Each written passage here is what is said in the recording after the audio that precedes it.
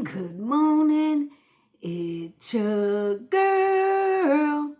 And look, this morning, I just want to talk. So stay tuned.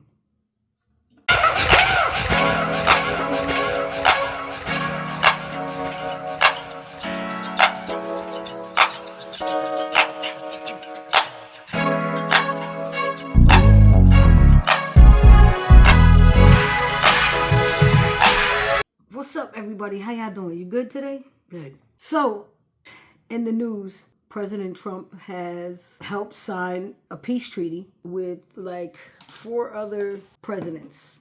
The president of Egypt, Palestine, Qatar, and Turkey. They all got together and signed a peace treaty for Gaza. It's a beautiful thing because nobody really wants to see anyone at war, right? But the thing is, they didn't do it for the people. They did it for the land. See, all of those people I just named, they're going to get together and make golf course, hotels. They're going to make it like a vacation spot, a destination. And so that's crazy because you figure Israel and Palestinians have been fighting over it for a very long time, since 2007, like I told you yesterday. And 2 years ago, it picked up. But the thing is, now they're releasing their hostages and everything like that, and that's cool. But now Hamas, they want to get rid of them, like not have them in Gaza at all, and Trump is just saying, hey, I just want them to chill so we can build on this land. We can make money. But the other ones are saying, no, if we do this, Israel's saying like, nah, they got to leave altogether.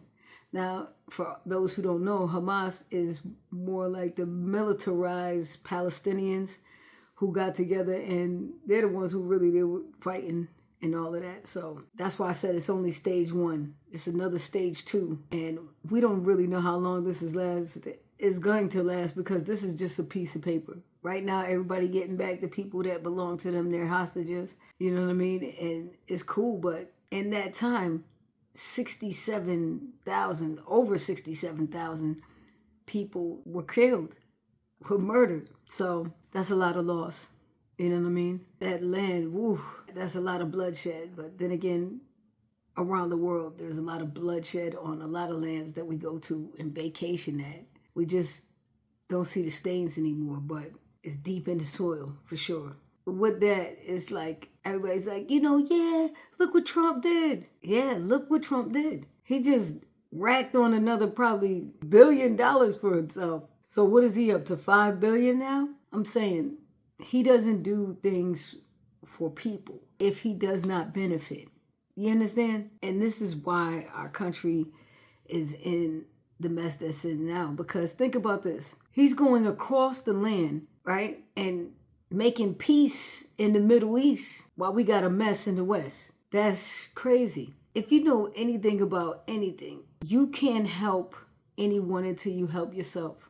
But he has helped himself over and over again right in front of us. When I say help yourself, I'm saying like this country needs to help. Like we shouldn't have, if we can send billions of dollars across the ocean, we should have like 0 homeless people. There should be nobody hungry in America. There shouldn't be. There shouldn't even be people we need to really even throw out. I understand why we have immigration and all of that. But to me, especially like with the Mexicans, if we could come together and have a collaborative building between the two, instead of a wall, have a building, right? Where people go in and they sign up because some may not want to live here forever. Some may just want to work here and then go back home.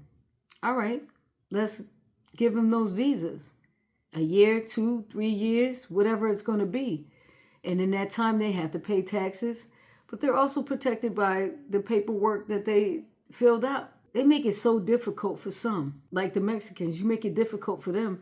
But nobody's coming to get the Polish, the Irish, any Europeans. They could come over here and not have a problem. Even the Russians come over here and nobody's looking for them because of the color of their skin. I was once asked the question, do I think America is racist? Hell yeah, as hell. It's super racist. And it's not more racist than it's ever been. It's the same. It's just Now it's being televised.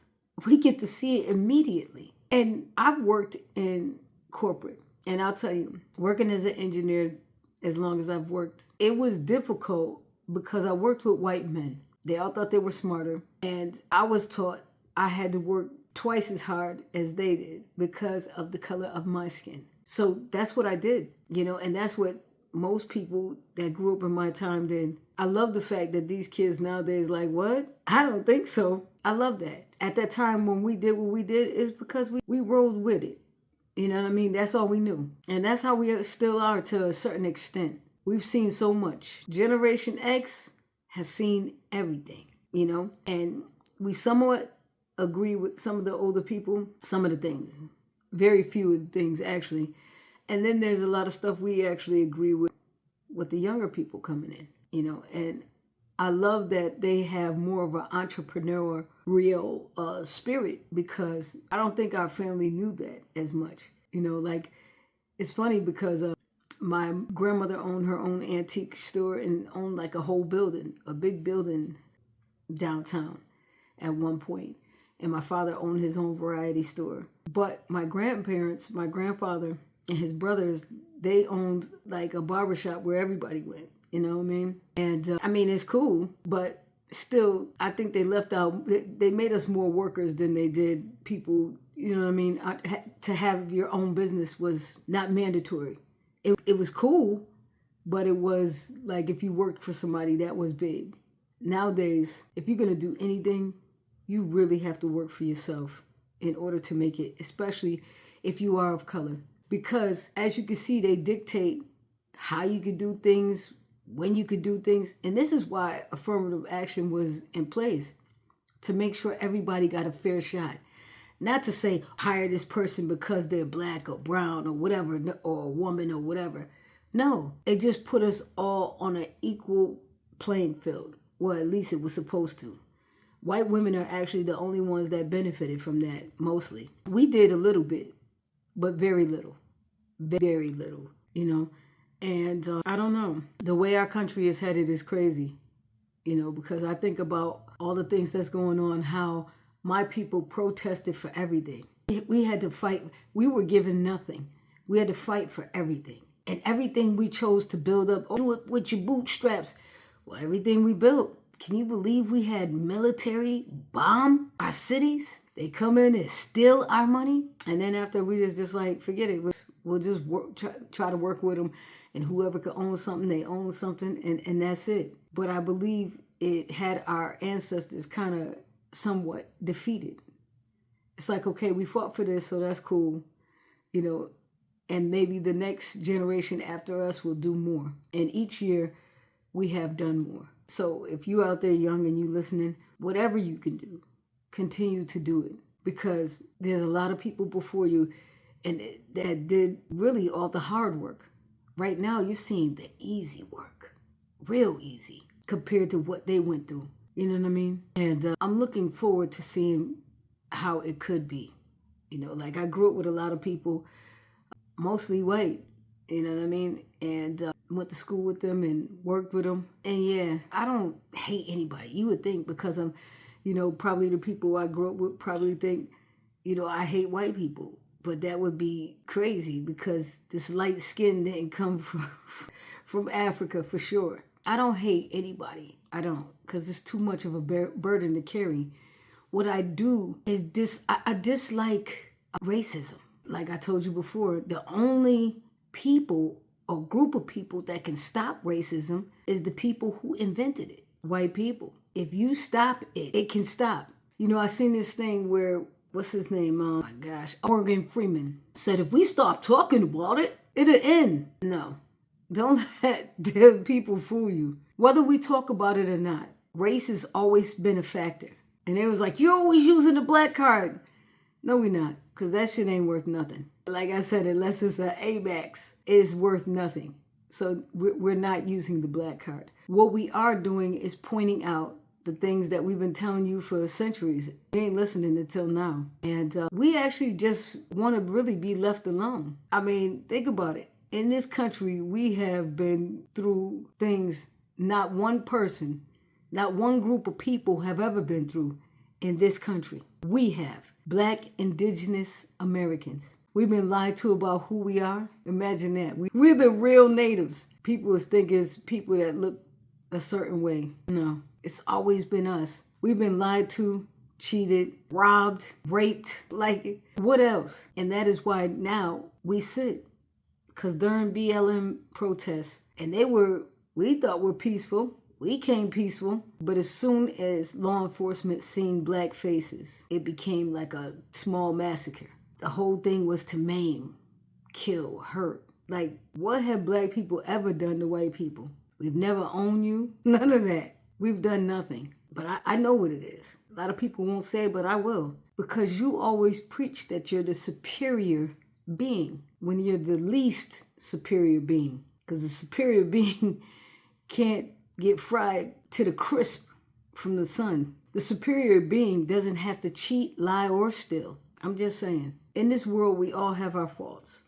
There's a lot of things that we've done wrong. However, we don't have to keep repeating it. How about we try something different? How about we start to respect everybody's position? Like me, I could care less about your political party. I'm really not a political person, but since all of this stuff has gone down, I have paid more attention to politics than I've ever paid in my life. Like when I go to vote, I'll do my research, you know what I mean? And I'll vote for the person I think will be the best. And it's not always a Democrat, which they think all black people are just going to vote that way. No, we vote for who we think is going to be the best for us. And that's just really how it is. Because when it comes down to it, neither side has ever done black people right. Democrats or Republicans.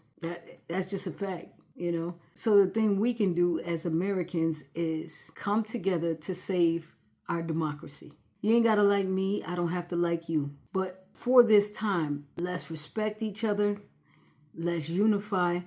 And let's work this out. You know we're not going to protest just because a safety issue, right? But we will protest with our dollars and we will do other things because you figure the people who have been protesting the most and the longest, us. So we're experts at this. We're experts. But we're not putting ourselves on the line anymore for anyone else because we see that people don't give two crackerjacks of a rat's ass about us. It's an uproar, you know, about old Chuck Kirk. But when you heard about the young man who was hung, there was no marchers, there was no nothing. We watched, we waited, nothing. Nobody's not even talking about it. They're not even talking about the fact that the second autopsy showed that he was basically murdered. Nobody cares. And this is why there's no trust between black and white, because only when it benefits you all do you get involved. Other than that, you could care less. So even if we just do it this one time to get our country back on board, I'm with it, and I'm sure a lot of other black people will be with it. Because even though you all messed this up by voting for this guy, we're still willing to help fix the situation like we always have. We're the fixers. Anywho, I still need you to get up. Yeah, you. Get up, get out, and just know that the thing that we do have in common is we're Americans. I'm just saying.